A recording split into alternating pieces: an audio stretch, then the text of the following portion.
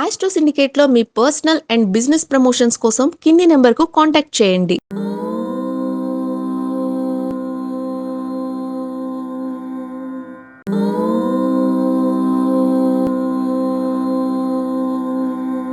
ఆపదామపహర్తారం దాతారం సర్వసంపదాం లోకాభిరామం శ్రీరామం భూయో భూయో నమామ్యహం. అందరికీ నమస్కారం. జ్యేష్ఠ పౌర్ణిమ, అదేనండి పురుషోత్తమ మాస పౌర్ణిమ రోజున ఏ రాశుల వారికి అనుకూలంగా ఉంటుంది, శుభ సూచకం ఏ రాశి వరకు ఉందో తెలుసుకుందాం.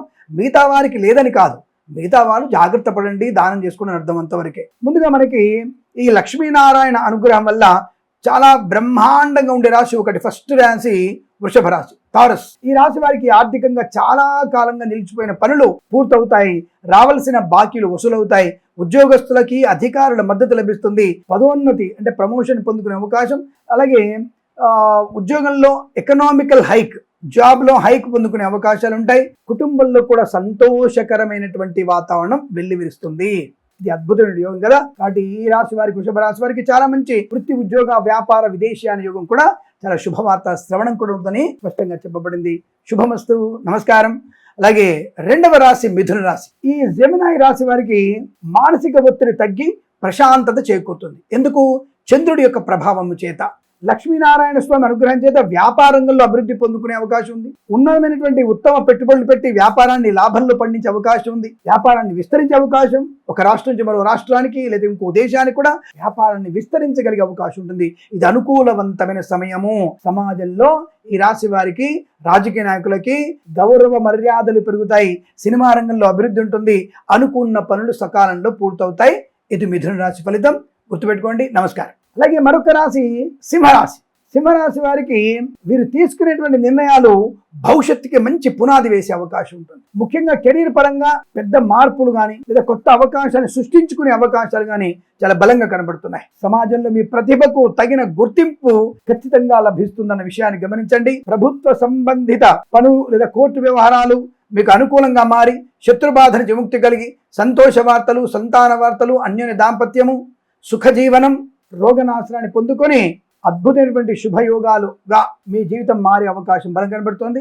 అద్భుతంగా ఉండబోతోంది సింహరాశి వారికి. అలాగే ఇక మనకి వృశ్చిక రాశి వారికి ఎలా ఉండబోతోంది అంటే, నేను మళ్ళీ గుర్తుపెట్టుకోండి, ఈ పురుషోత్తమ జ్యేష్ఠ పౌర్ణమి రోజున ఉన్నటువంటి సమయంలో కొన్ని గ్రహాలు, కొన్ని రాశుల వారికి శుభ సూచకాలు చెప్తున్నంతవరకే. మిగిలిన వారి గురించి పెద్ద కంగారు పడక్కర్లేదు. దాన ధర్మాదులు స్నానం చేసుకోండి, మంచిగా ఉంటుంది. ఇక వృశ్చిక రాశి వారికి జ్యేష్ఠ మాసానికి అధిపతైన నక్షత్రం వృశ్చిక రాశిలో ఉందిగా. జ్యేష్ఠ నక్షత్రం అనురాధ, జ్యేష్ఠ, విశాఖాపాదం, అనురాధ, జ్యేష్ఠాంతం అనేటువంటి 4, 8, 9 పాదాలు కూడా వృశ్చిక రాశిలో ఉంటాయి. కాబట్టి జ్యేష్ఠ నక్షత్రం ఎందుకు ఉంది కాబట్టి ఈ రాశి వారికి పూర్ణిమ విశేషమైనటువంటి మార్పులను ఇస్తుంది. ముఖ్యంగా ఆరోగ్యం మెరుగుపడుతుంది, బుద్ధి వికాసం బాగుంటుంది, పోటీ పరీక్షల విజయం ఖాయంగా ఉంటుంది, విశేషమైన మార్పులు ఇస్తుంది, సంఘంలో మర్యాదని, గౌరవాన్ని తెచ్చిపెడుతుంది, ఆరోగ్యం మెరుగుపడుతుంది, ఉన్న వివాదాన్ని దూరంగా జరుగుతాయి, సమస్యలు సమసిపోతాయి, ఆధ్యాత్మిక యాత్ర లేదా పుణ్యక్షేత్ర దర్శన భాగ్యం కలుగుతుంది, తల్లిదండ్రులకి ఉత్సవం చేసే అవకాశం, అనగా షష్ఠి పూర్తి మహోత్సవం లాంటి జరిగే అవకాశం, అలాగే శుభకరమైన సంతాన వార్త కూడా వినే స్థితి కనబడుతోంది. ఆర్థిక విషయంలో వెసులుబాటు బాగా ఉంది. షేర్ మార్కెట్ స్పెక్యులేషన్ లో మంచి ధనయోగం కూడా ఉంటుందని ఈ యొక్క సూచనగా ఈ రాశి వారికి చెప్పబడుతోంది. అలాగే మరి మీనరాశి వారికి ఎలా ఉండబోతోంది తెలుసుకుందాం. మీనరాశి వారికి లక్ష్మీదేవి అనుగ్రహం వల్ల, అంటే మనకి ముందు రోజు కానీ 30వ తేదీ సాయంత్రం మనం దీపం పెట్టుకోమన్నాం కదా, ఆ 30వ తేదీ దీపం కూడా మీరు సాయంకాలం పూట పెట్టండి తప్పకుండా. దాన్ని చేయడం వల్ల వీరికి ఆకస్మిక లాభం, అంటే దీపం పెట్టకపోతే డబ్బు రాదా అని పాపం ఇతర మతాల వాడు అడిగితే తప్పకుండా వస్తుందండి, మీకు కూడా వస్తుంది. అమ్మవారిని సేవిస్తే ఎక్కువ వస్తుంది, సేవించకపోయినా ధనయోగం ఉంటుంది, ధనలాభం ఉంది, అవకాశాలు ఉన్నాయి.